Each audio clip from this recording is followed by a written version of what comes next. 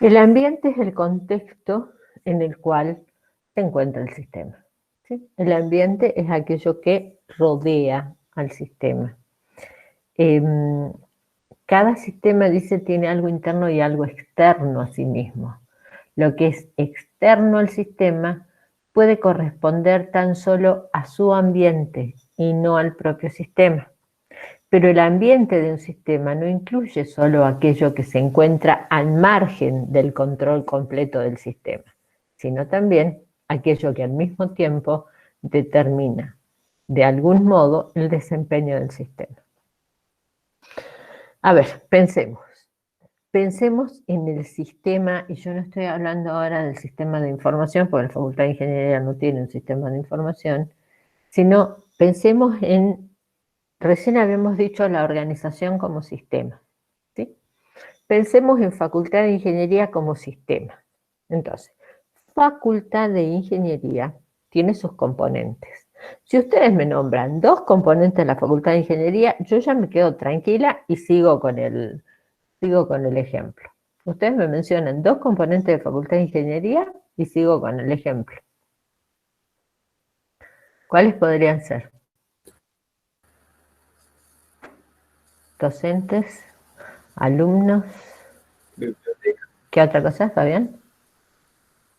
Biblioteca. Biblioteca, pongamos autoridades, ¿sí?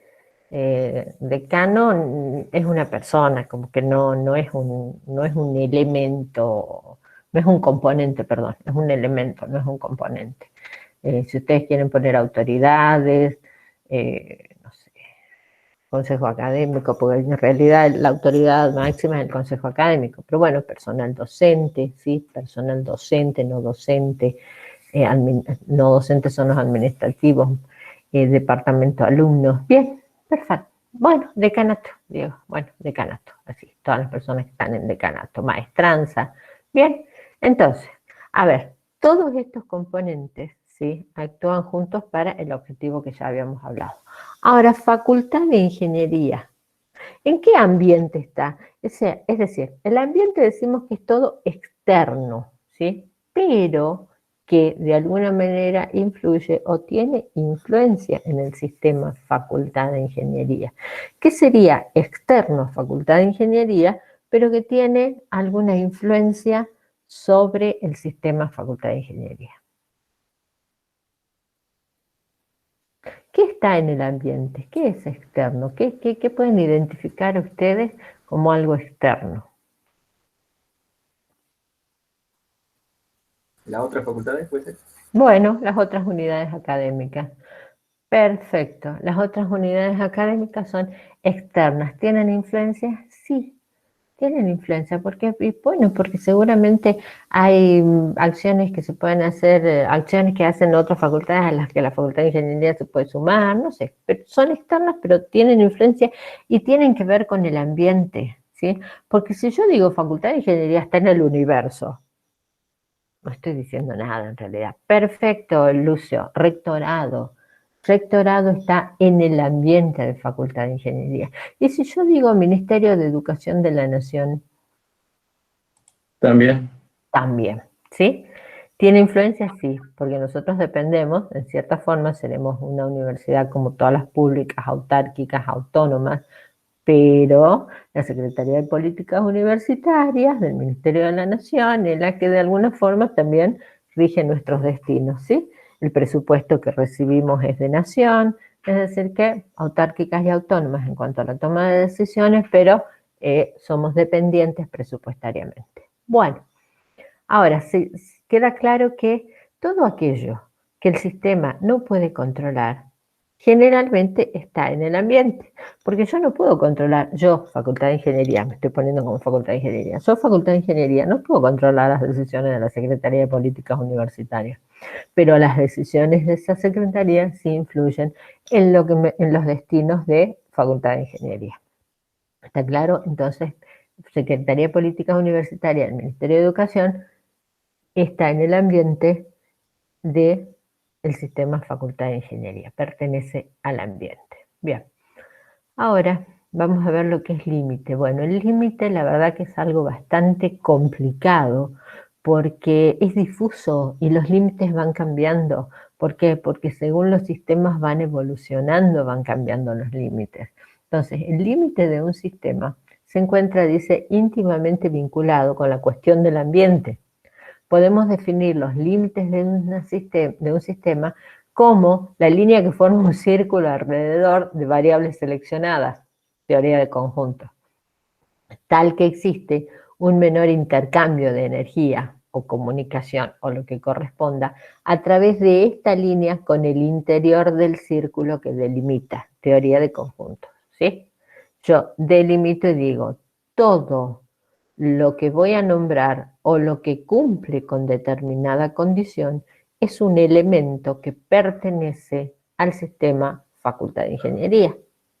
Todo aquello que no cumple con la condición va a quedar afuera. Entonces, fíjense que el límite está determinado en esta forma, en este caso, por una condición, ¿sí?, a cumplir por tal elemento para pertenecer o no al conjunto.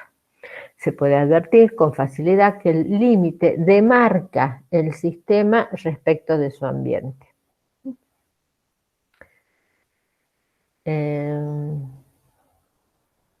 Perdón, acá donde dice ambiente, ahora antes de subirle esto al aula virtual lo voy a cambiar, donde dice ambiente está mal, es alcance. Alcance.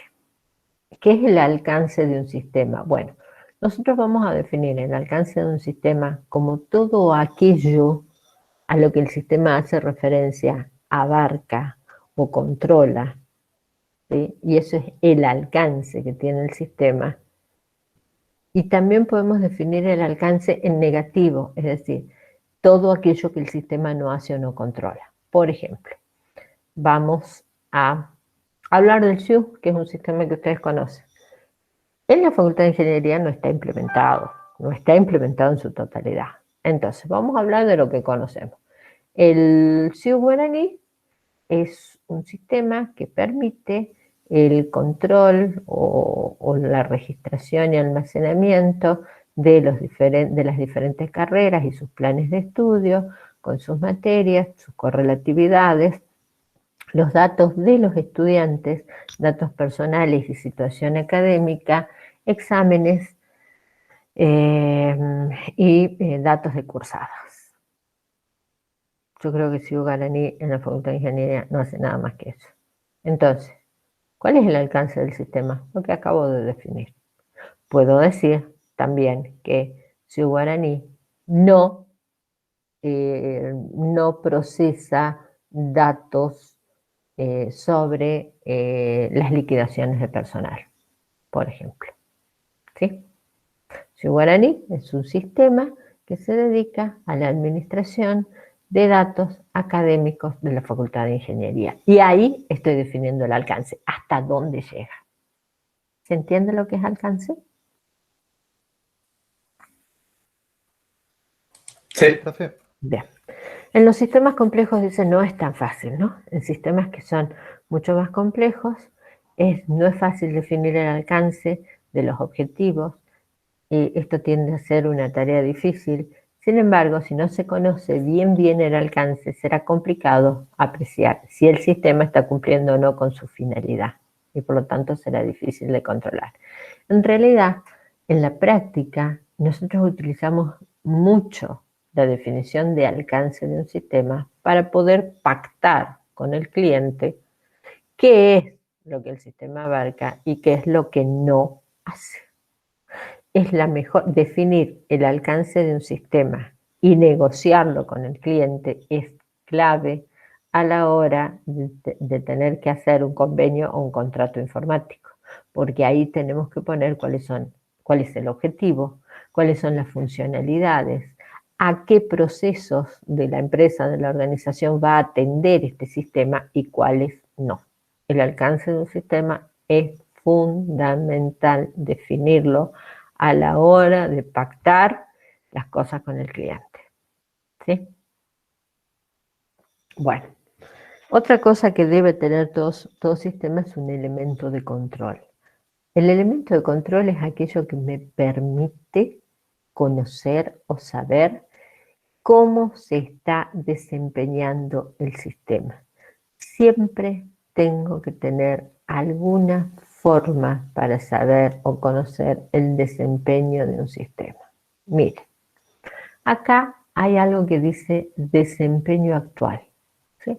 Es decir, que es posible de alguna forma medir el desempeño actual del sistema. Por ejemplo, cantidad de procesos que realiza por segundo o cada 4 segundos. En cuestiones de atención de usuarios, cantidad de usuarios que acceden al sistema. Podemos tener una serie de datos o estadísticas acerca del desempeño actual del sistema. Entonces, nosotros sabemos que dependemos de una entrada, de un ingreso de datos. Esta sería la forma en que se desempeña actualmente, ¿sí? Y esto sería un estándar. A ver, para que yo pueda medir el desempeño de un sistema, tengo que tener algún estándar. Es decir, el estándar, ¿qué es lo que me da? Me da la medida ideal. Lo ideal para este sistema es que realice tales cosas en tanto tiempo, que pueda atender sin demoras tal cantidad de usuarios. Es decir, ese es el estándar.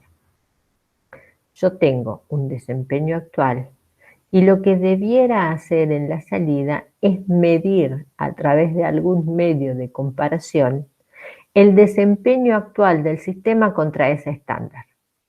Si es satisfactorio, bueno, el sistema está funcionando de acuerdo a lo que se espera. El estándar es la media, es decir, aquello que está bien. Si está por debajo el desempeño medido de alguna forma, está por debajo de ese estándar, entonces voy a tener que ver cómo retroalimentar esta entrada con mejoras para que el desempeño se acerque al estándar. Si el resultado del procesamiento es superior al estándar, bueno, está bárbaro, ¿sí? El sistema está funcionando mejor o está procesando, está otorgando resultados mejores a los esperados.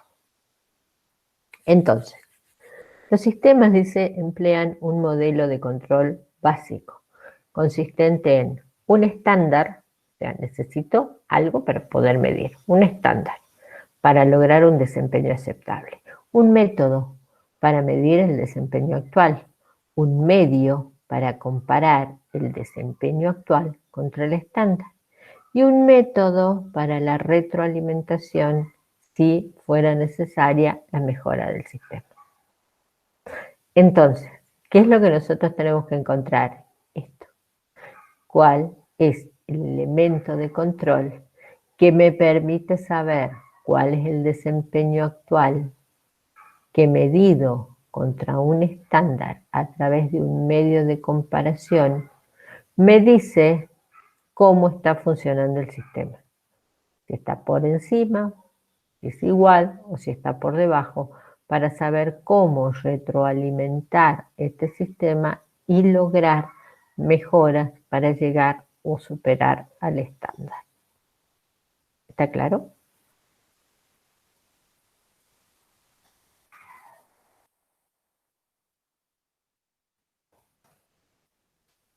Bueno, si entendieron, sigamos con la organización como sistema, ¿sí?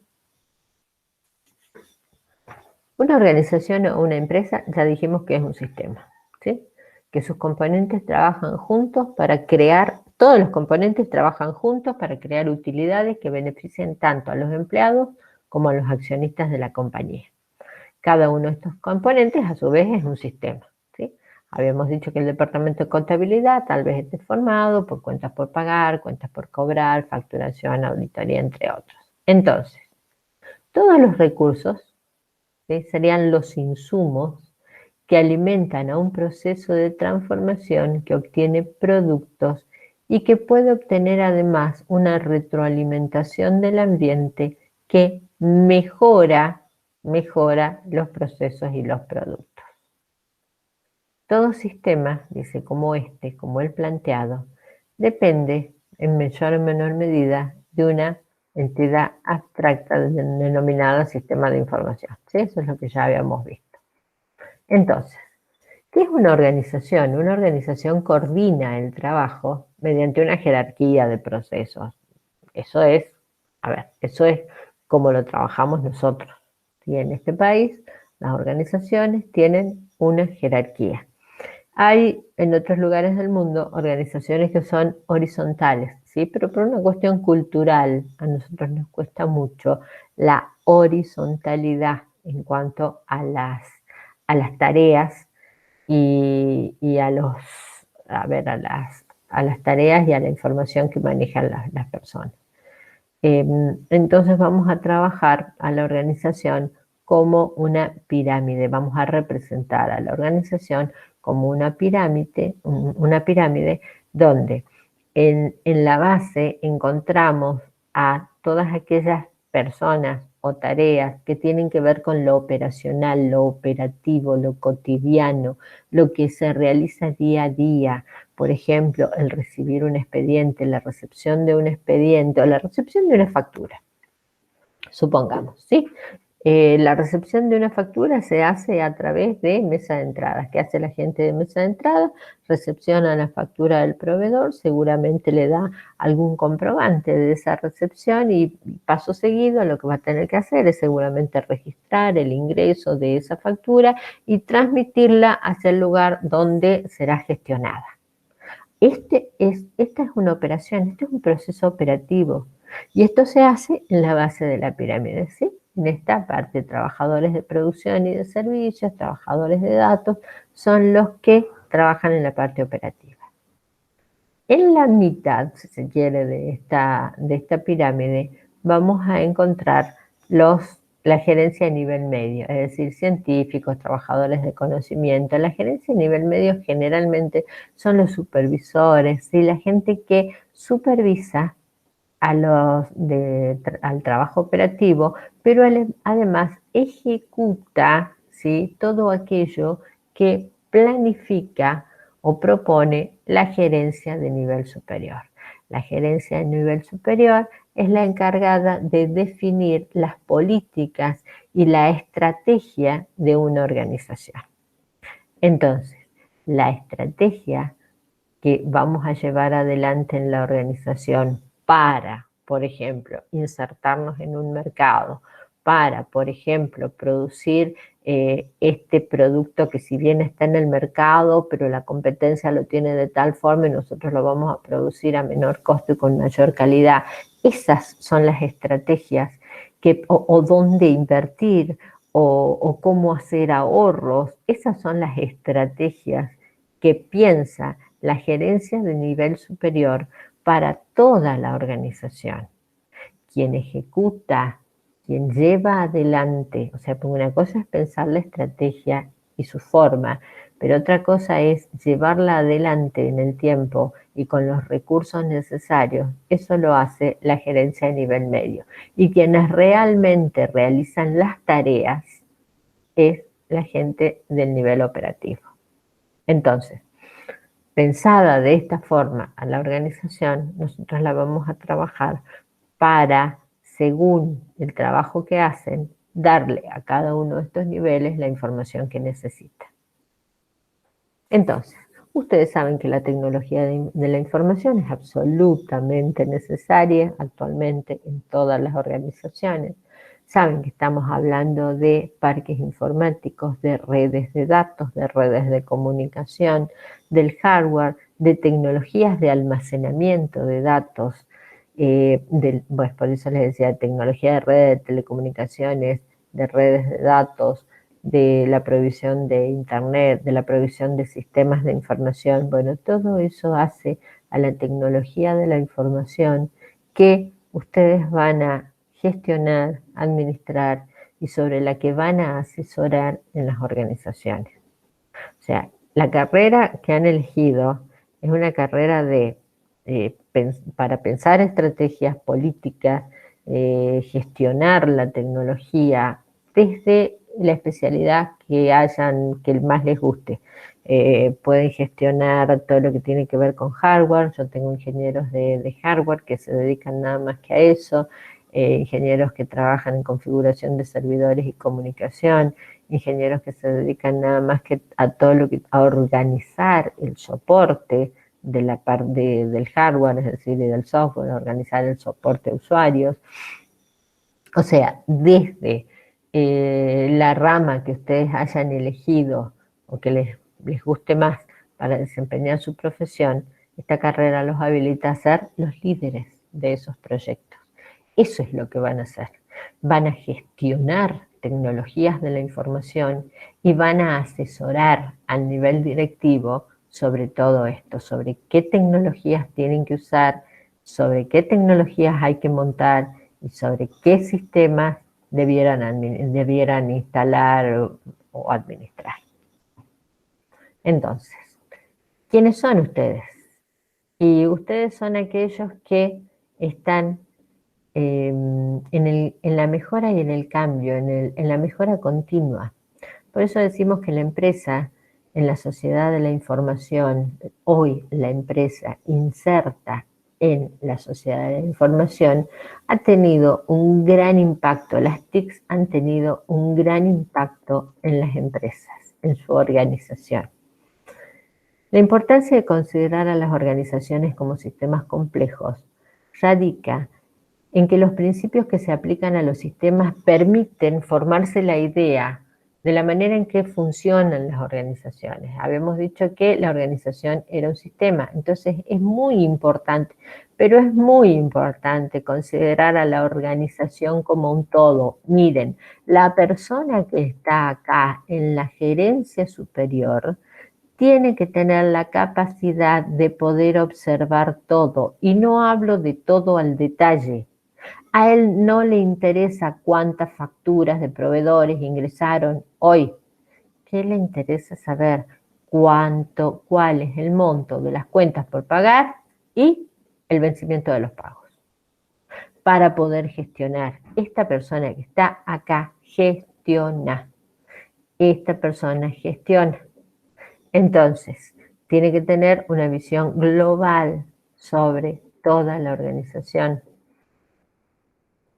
Es muy importante considerarla como un todo, ¿sí? Hay que ver, porque no es fácil a veces encontrar dónde está el inconveniente. Con el fin de averiguar adecuadamente los requerimientos de información, tenemos que saber cuáles son los requerimientos de información para cada sector de la organización, de modo que podamos diseñar los sistemas de información apropiados. Entonces, las empresas se enfrentan a un entorno comercial que es progresivamente más complejo y más difícil. Entonces, por eso necesitan contar con sistemas que permitan un manejo mucho más ágil y rápido de la información. Si eso es lo que nosotros tenemos que proveer con los sistemas, un manejo de la información más rápido, más fácil, más confiable. A ver, por eso les planteé el caso de cómo eran antes las solicitudes en esta organización. Les dije, iban en papel, se amontonaban, se perdían. Ahora, con la digitalización de las solicitudes, es imposible que se pierdan, ¿sí? Y la tienen al momento. Y saben, es más, cada uno puede averiguar cuántas solicitudes ha realizado no sé, en un periodo determinado. Eso, sin un sistema era imposible de saber. Entonces, las empresas deben adaptarse ajustándose a formas de organización eficaces. La clave del éxito radica en la capacidad para que todos los elementos de la empresa funcionen de manera coordinada. Y lo más importante de todo es que tienen que tender al objetivo que ha sido fijado. Cada una de estas partes tiene que tender al objetivo fijado. Entonces, las organizaciones deben crear sistemas de información que son apropiados para un manejo eficaz de la información. Entonces, la tecnología ha tenido un gran impacto en las organizaciones y en los negocios. Yo les voy a dejar estas diapositivas, no me voy a poner a leer todo esto.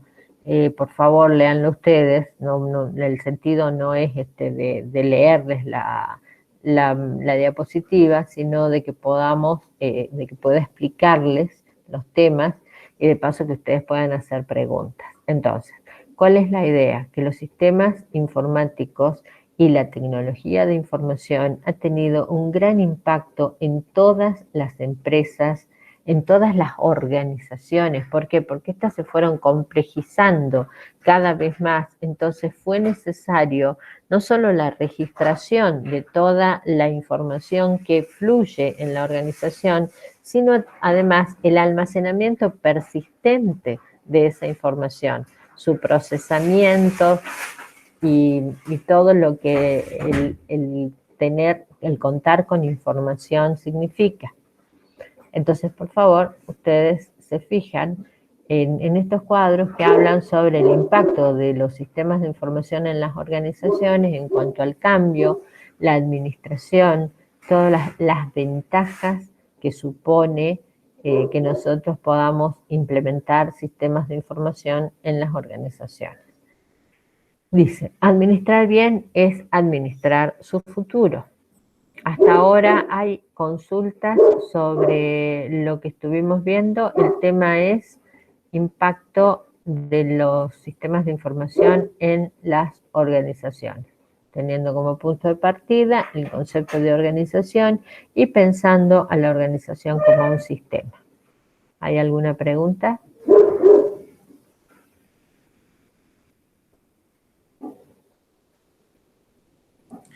No, no hay, profe, por ahora. Bien, sigamos entonces.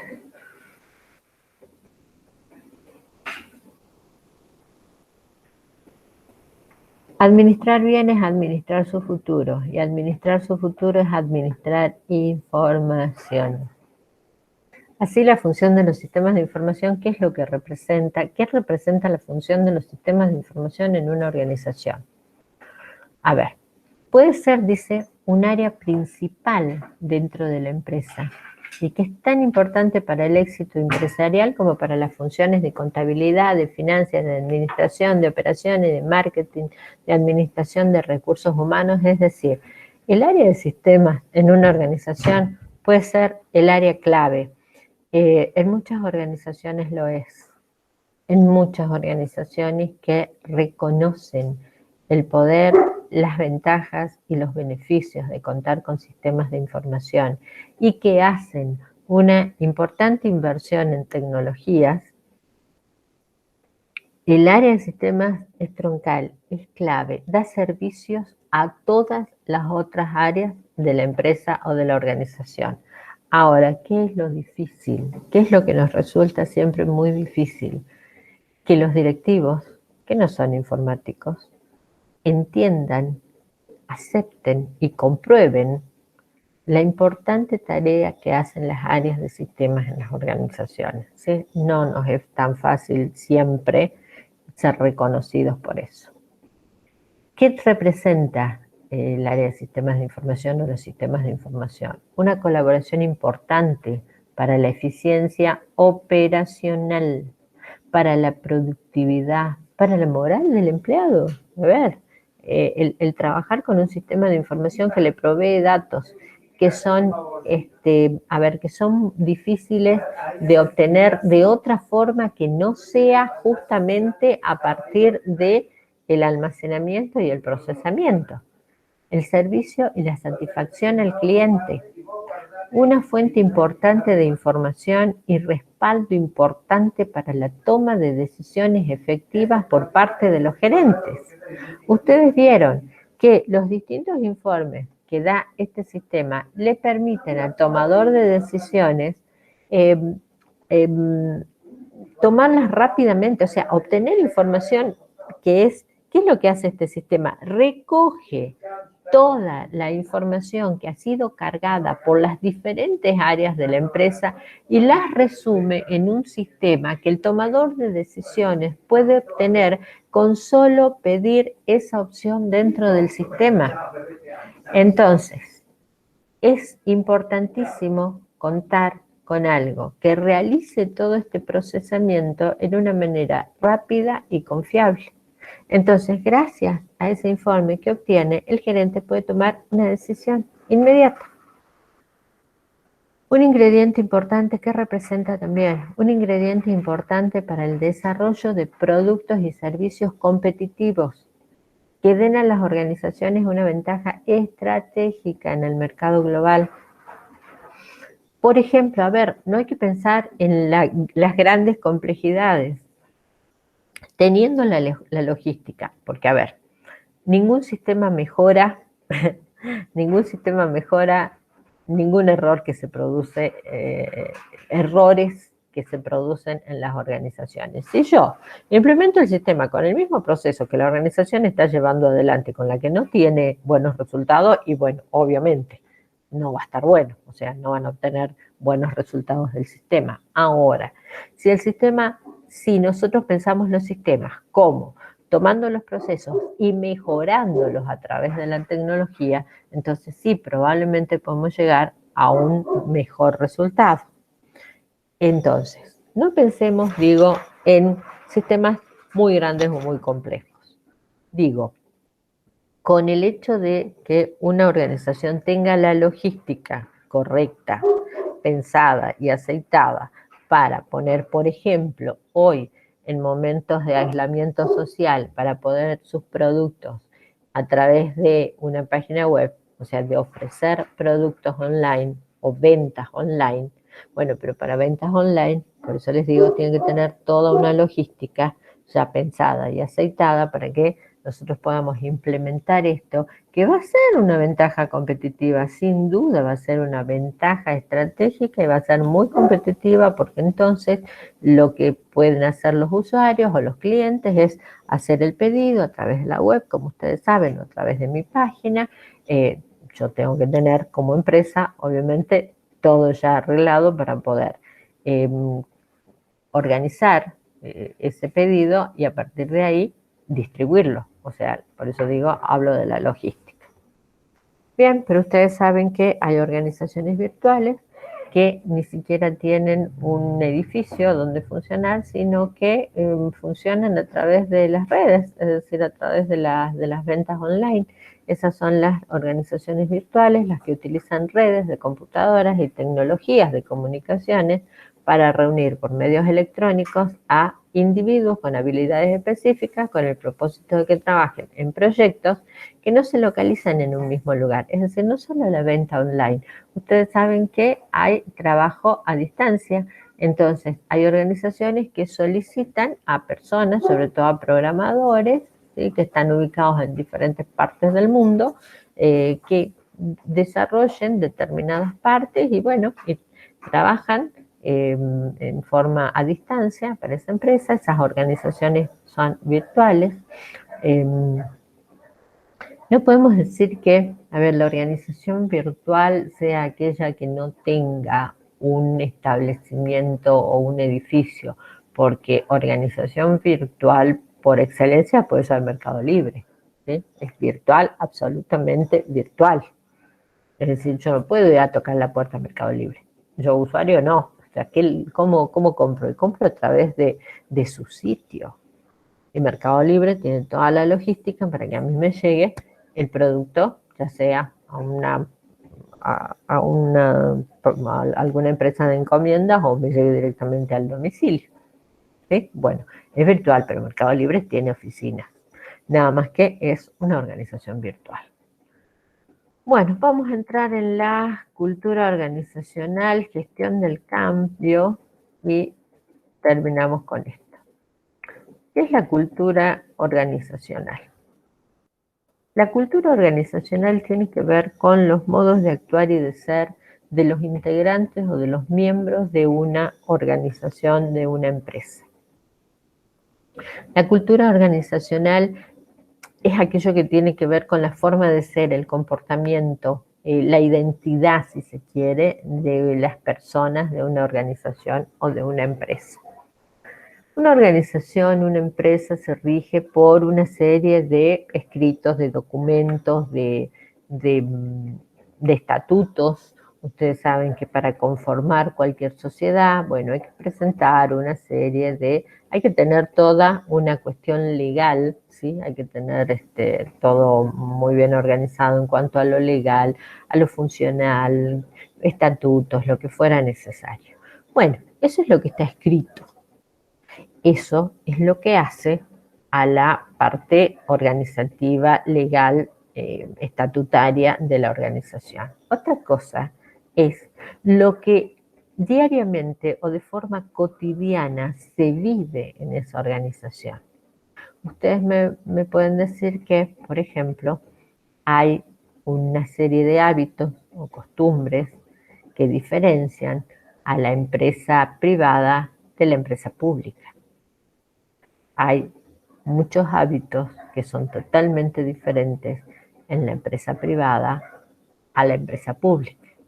Entonces, tiene como propósito la cultura organizacional, dice, tiene como propósito el controlar y modelar a los empleados de una empresa. Por ejemplo, establece las formas de vestir, ¿sí? Hay muchas empresas, ¿por qué les hablo de la cultura organizacional? Porque es lo que también tenemos que tener en cuenta cuando pensamos en sistemas para las organizaciones. Hemos hablado de las necesidades que tienen, hemos hablado de la información que hay que darle, hemos hablado de que ustedes van a gestionar tecnologías. Además van a tener que tener una lectura profunda de todo el proceso constitutivo de la empresa en cuanto a documentación, etcétera. Bueno, pero hay otra cosa que no está escrita en ninguna parte y que hace a la vida de la organización y que influye en la vida de esa organización y que ustedes van a tener que tener en cuenta también. La forma de vestir, las formas de dirigirse a los superiores, las formas de tratar al público, esas subculturas influyen en el comportamiento de los miembros, perdón. A ver, hay organizaciones que están totalmente, cuyos miembros están totalmente abiertos a los cambios, a las mejoras. Nosotros proponemos nuevos sistemas y son bienvenidos, pero hay otros lugares en donde los sistemas asustan, en donde la gente que no sabe administrar, perdón, que no sabe operar sistemas, les va a tener miedo. Hay una cultura que le tiene miedo al cambio, hay una cultura que está acostumbrada a una forma de ser o de hacer. Y a esa cultura no le gustan las modificaciones ni los cambios. Entonces, ¿para qué tenemos que nosotros observar dentro de qué cultura organizacional estamos? Para saber cuánto vamos a tener de colaboradores para la realización de este sistema, sobre todo si el sistema es de mediana o de gran envergadura. Entonces, las subculturas influyen en el comportamiento de los medios. La superación de esa resistencia al cambio es algo que van a tener que trabajar ustedes. La cultura tradicional, dice, debe ser desterrada, dando paso.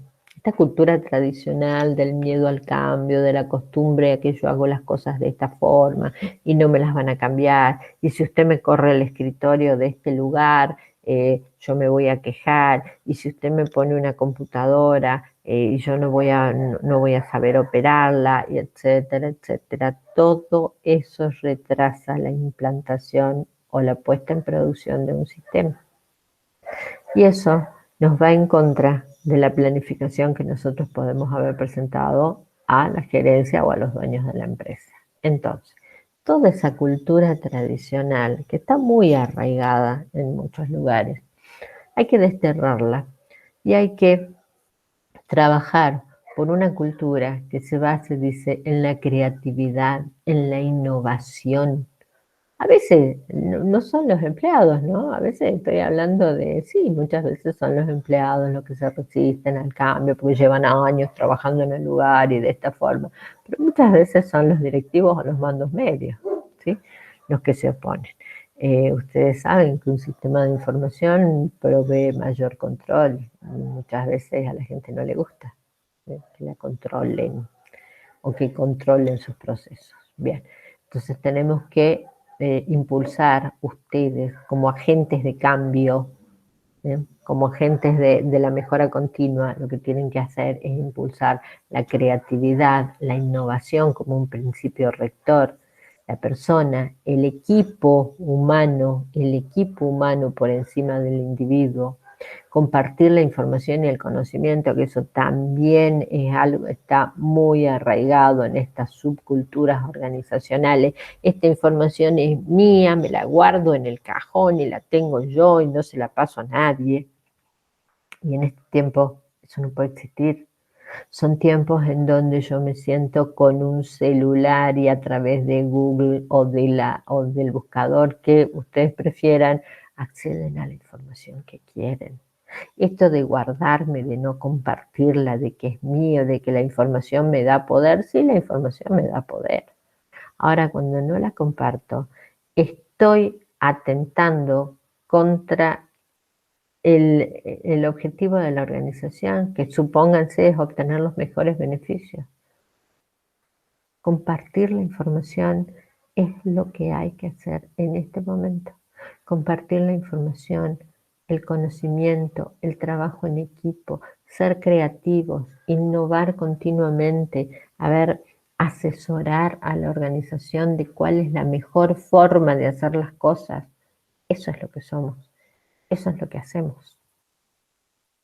Bien, entonces, procesos y personas. Entonces, los procesos y las personas, dice, cuando una empresa está en esto de la gestión del cambio cultural, se abarcan todas las actividades, ¿no? Todas las actividades que permiten a la organización adoptar nuevas actitudes, proveerse de tecnología, mejorar esta forma de hacer negocios, responder a situaciones nuevas. Esto es gestionar el cambio cultural. ¿Y qué implica? Implica reorientar estrategias, observar y mejorar procesos, proveer de tecnologías, pero fíjense que está destacado el tema personas.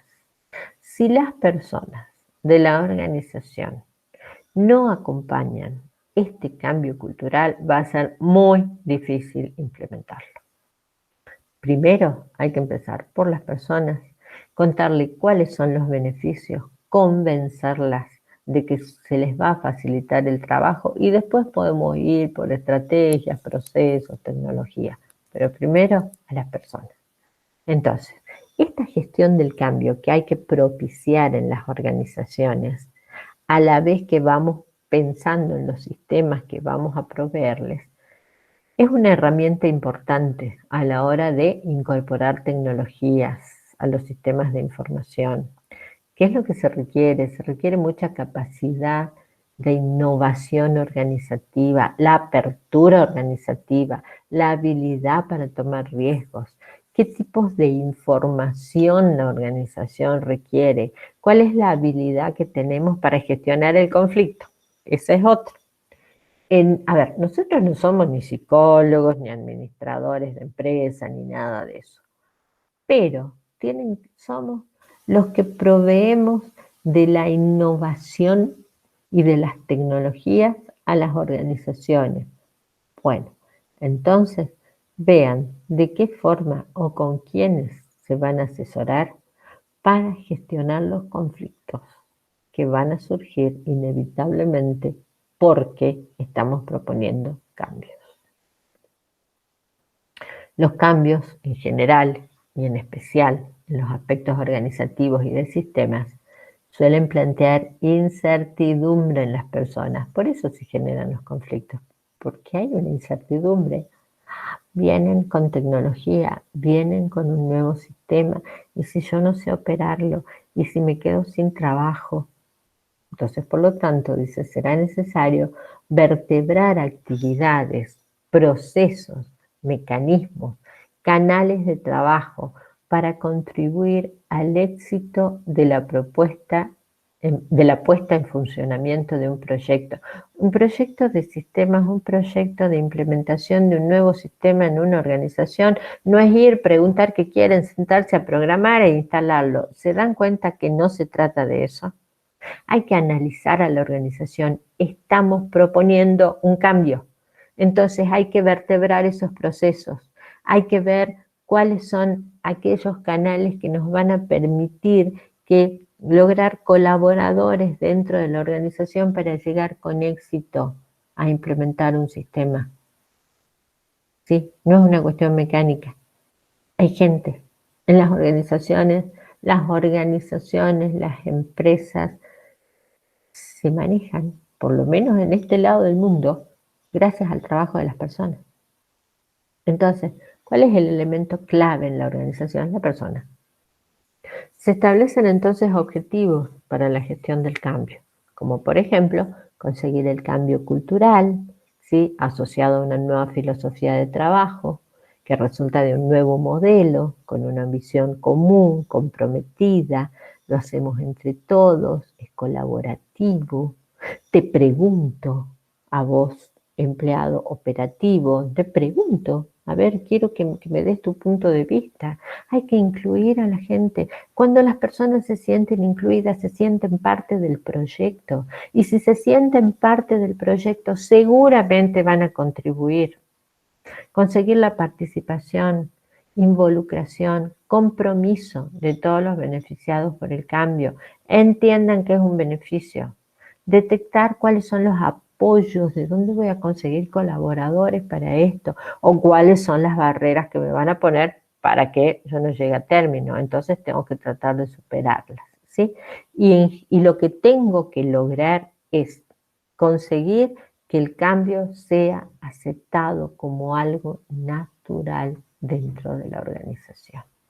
Entonces, por eso es necesario gestionar el cambio en cuanto a la cultura, las personas de la organización y los procesos.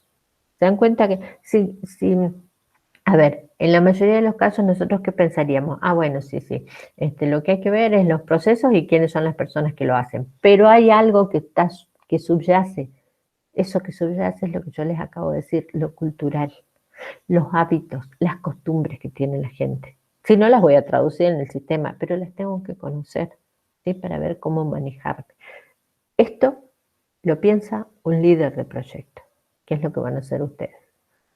A procesos viejos, a los que se les agrega más tecnología, los resultados son viejos, dice Peter Norton. Entonces, la gestión del cambio en la organización debe partir de un proceso de visión de futuro, ¿sí? Entonces, ¿cómo veo yo la organización a futuro? Según esa visión que yo tengo de la organización a futuro, voy a poder construir o pensar en un cambio cultural que le llegue a las personas y que mejore los procesos.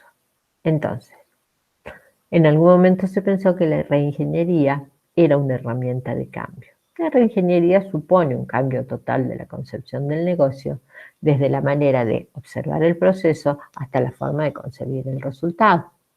Pero en realidad fue un fracaso, no tuvo en cuenta lo cultural.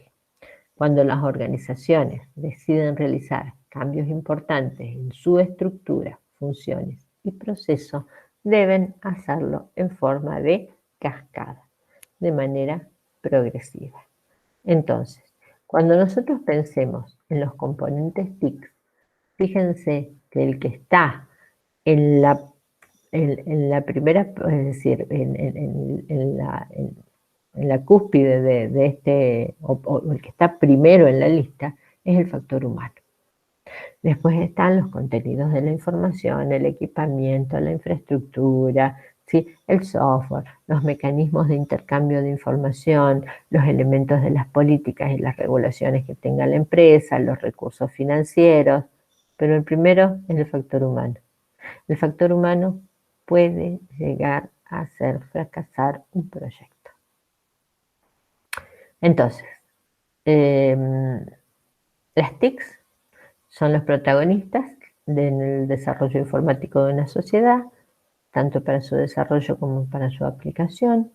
Las tecnologías de la información constituyen el núcleo central de una transformación multidimensional, ¿sí?, que experimenta la economía, la sociedad. Se modifican no solo los hábitos, ¿sí?, los patrones de conducta, sino hasta la forma de pensar. Bien, ¿qué es la cibergerencia? La cibergerencia es aquella que administra, dirige y controla de manera eficiente y efectiva el conocimiento tecnológico y su impacto dentro de la empresa, ¿sí? Un cibergerente es un gerente que maneja tecnologías, está habituado a las tecnologías, entiende el beneficio de esas tecnologías y sobre todo nos va a buscar para que las implementemos en la organización. Entonces, ¿cuáles son las características de un cibergerente? Considera el uso de la tecnología como complemento del talento humano, involucra al individuo con el uso consciente de la tecnología para facilitar sus procesos y los de la empresa, está presente en empresas cuya cultura está orientada a la innovación, no restringe el uso de tecnología, sino que lo promueve, incentiva el pensamiento creativo, promueve la inversión, exige el uso colectivo de los dispositivos tecnológicos que están disponibles en la empresa, facilita la transferencia de conocimiento. Eso es un cibergerente y ojalá tengan la suerte de encontrarse con un cibergerente, porque es con quienes nosotros los informáticos podemos trabajar mejor y en un lenguaje que nos entendemos mucho más. Bien, hasta acá la última parte de la unidad 1 de la teoría. ¿Alguna pregunta? Yo detengo ya la grabación, después subo